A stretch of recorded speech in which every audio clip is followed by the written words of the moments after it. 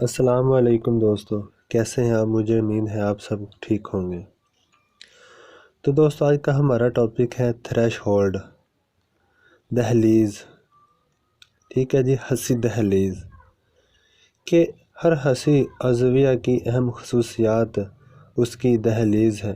ٹھیک ہے جی، تو جو ہر ایک سینسری آرگن ہے، ٹھیک ہے جی، اس کی ایک اہم خصوصیت میں یہ ہے کہ اس کی جو دہلیز ہے جس کا تعلق ہے ارتعاش سے ہے۔ ارتعاش یعنی کہ اراؤزل، ایکٹیو ہونا، کہ محض سٹیمولس کی وہ کم سے کم قوت جو کسی حس میں ارتعاش پیدا کرے دہلیز کہلاتی ہے۔ ٹھیک ہے، یعنی کہ اس میں یہ چیز ہے کہ اگر کوئی سٹیمولس ہے کہ اس کے لیے کتنا کو شدید ہونا چاہیے کہ جو ہمارے عضو ہیں، جو سینسری آرگن ہیں، کہ وہ اس کو ایکسیپٹ کر سکیں۔ اس میں یہ چیز بتائی گئی ہے کہ ہمارے جو سینسری آرگن ہیں، ان کو سٹیمولس جو انفارمیشن ہمیں دیتا ہے، جو ہمارے ریسیپٹرز اس سے قبول کرتے ہیں، ایکسیپٹ کرتے ہیں، لیتے ہیں، اس کی لمٹ کم سے کم کتنی ہونی چاہیے۔ ٹھیک ہے جی، تو اس کی آگے 3 اقسام ہیں: ایبسولوٹ تھریش ہولڈ، مطلق دہلیز، ٹرمینل تھریش ہولڈ، اختتامی دہلیز، ڈفرینشیل تھریش ہولڈ، تفریقی دہلیز۔ ٹھیک ہے، تو ایبسولوٹ تھریش ہولڈ، مطلق دہلیز، وہ کم سے کم طبعی توانائی جو کسی اعلیٰ حس کو بیدار کرنے کے لیے ضروری ہو، مطلق دہلیز کہلاتی ہے۔ ٹھیک ہے، کہ کسی بھی فزیکل جو انرجی ہے، فزیکل توانائی ہے، جو طبعی توانائی ہے، یا کہ کسی بھی محرک کی، کسی بھی جو موٹیو ہے، کسی بھی جو سٹیمولس ہے، اس کی جو کم سے کم ایسی پاور ہے، طاقت ہے کہ جو ہمارے جو سینسری آرگن ہے، ہمارے جو اعلیٰ حس ہیں، ان کو بیدار کرتی ہے، ان کو اس چیز پر اکساتی ہے کہ وہ اس جو محیط یا سٹیمولس ہے اس کی طرف متوجہ ہو، اس کی طرف اٹریکٹ ہو، وہ کیا کہلاتی ہے؟ ایبسولوٹ تھریش ہولڈ، مطلق دہلیز کہلاتی ہے۔ تو محیط کی سٹیمولس کی وہ انتہائی نچلی سطح جو حسی رد عمل پیدا کر سکے، مطلق دہلیز کہلاتی ہے۔ ٹھیک ہے جی، کیا ہوگی؟ Absolute threshold. اگر محیط کی شدت مطلق دہلیز سے کم ہوگی تو انسانی حواس اسے محسوس نہیں کر سکیں گے۔ اب جیسے کہ گھڑی کی چھوٹی سوئی حرکت کرنے کے باوجود حرکت کا احساس دلانے میں ناکام رہتی ہے۔ ٹھیک ہے، کیونکہ اس کا جو سٹیمولس ہے اس میں اتنی پاور نہیں ہے کہ وہ ہمارے جو سینسری آرگن ہیں ان کو اٹریکٹ کر سکے اپنی جانب۔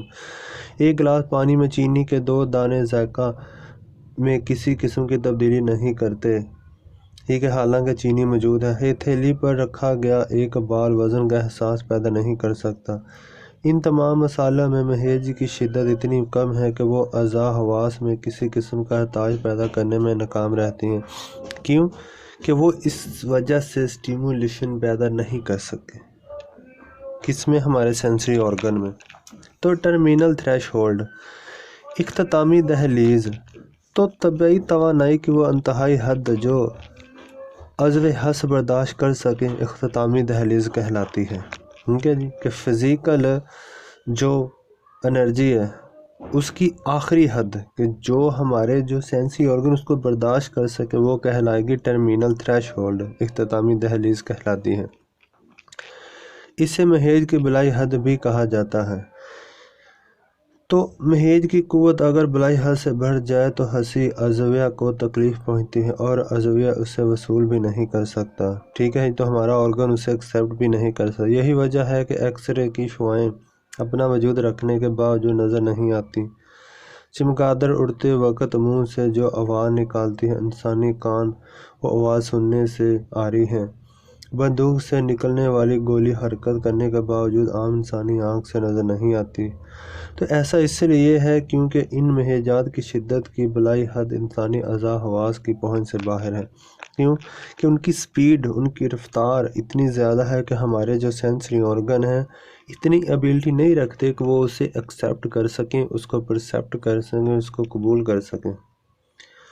تو ڈفرینشیل تھریش ہولڈ، تو تفریقی دہلیز، تو طبعی توانائی، فزیکل جو انرجی کی وہ کم سے کم مقدار جو دو مہیجات میں فرق کرنے کی وضاحت کر سکے امتیازی دہلیز کہلاتی ہے۔ تو وہ کیا کہلائے گی؟ ڈفرینشیل تھریش ہولڈ، کہ جو دو سٹیمولس کے درمیان میں فرق کرے۔ ٹھیک ہے، اگر دو مہیجات، دو سٹیمولس میں فرق کی سطح بہت کم ہوگی تو عضیہ اس فرق کو محسوس نہیں کر سکے گا۔ اگر ایک گلاس میں 50 گرام چینی ملائی جائے جبکہ دوسرے گلاس میں 53 گرام، تو دونوں گلاسوں میں چینی کی مقدار میں 3 گرام کا فرق ہونے کے باوجود ہماری زبان مٹھاس کے اس فرق کو محسوس نہیں کر سکتی۔ اسی طرح اگر ایک کمرے میں 10 ٹیوب لائٹس پہلے سے روشن ہوں مگر کچھ دیر بعد فرد کے علم میں لائے بغیر اگر ایک ٹیوب لائٹ کا اضافہ کر دیا جائے، اس سے کمرے کی روشنی میں جو اضافہ ہوگا فرد اسے محسوس نہیں کر سکے گا۔ کیوں نہیں کر سکے گا؟ کیونکہ ان میں یکسانیت ایسی ہے، ان میں سملیرٹی ایسی ہے کہ جس کی وجہ سے ہم اس میں فرق نہیں کر سکتے، کیونکہ ہمیں فرق کرنے کے لیے بھی اس میں کچھ سٹیمولس میں کچھ ہونا چاہیے، اس میں واضح طور پر ایک فزیکل ایکٹیویٹی پائی جانی ضروری ہے۔ تو ایڈیپٹیشن، مطابقت، تو ہر حسی عضویہ میں مطابقت کی صلاحیت پائی جاتی ہے۔ مہیجات کی نوعیت کے حساب سے حسی اور حرکی اعصاب تحریک پیدا کرتے ہیں۔ ٹھیک ہے جی، تو جو سٹیمولس ہے اس کی نیچر کے حساب سے اس کے مطابق ہمارے جو سینسری اور حرکی، ٹھیک ہے جی، تو سینسری نروز اور جو موٹر نرو ہیں وہ کیا کرتی ہیں؟ موٹیویشن، حرکت کرتی ہیں۔ عضویہ میں ضرورت کے مطابق کیمیائی تبدیلی لا کر ماحول سے ہم آہنگی پیدا کی جاتی ہے۔ مثلا آنکھ کی پتلی کا تیز روشنی میں سکڑنا اور تاریکی میں پھیلنا، آواز مدھم ہونے کی صورت میں کان کا رخ ادھر کرنا، بات سننے کے لیے آگے کو جھکنا، سردی میں خون کا جلد اندرونی سطح میں جبکہ گرمی میں خون کا جلد انتہائی بیرونی سطح میں گردش کرنا تاکہ درجہ حرارت میں توازن رکھا جائے۔ کیا یہ مطابقت ہے؟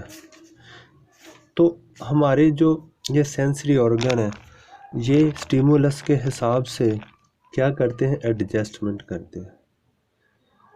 تو حسی عضویہ کی تیزی، سینسری ایکوٹی، تو انسانی حواس بہت ہی حساس نظام ہے۔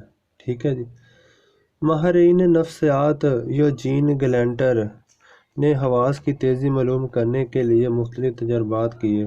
اس نے حواس کی کم سے کم شرح دریافت کی اور بتایا کہ بصارت کا کمزور ترین مہیج موم بتی کی روشنی ہے جو آسمان میں رات کو 30 میل کے فاصلے تک دیکھی جا سکتی ہے۔ تو اسی طرح سے جو سماعت کا، جو سننے کا، ہیرنگ کا کمزور ترین مہیج گھڑی کی ٹک ٹک ہے جو خاموش جگہ پر 20 فٹ تک سنی جا سکتی ہے۔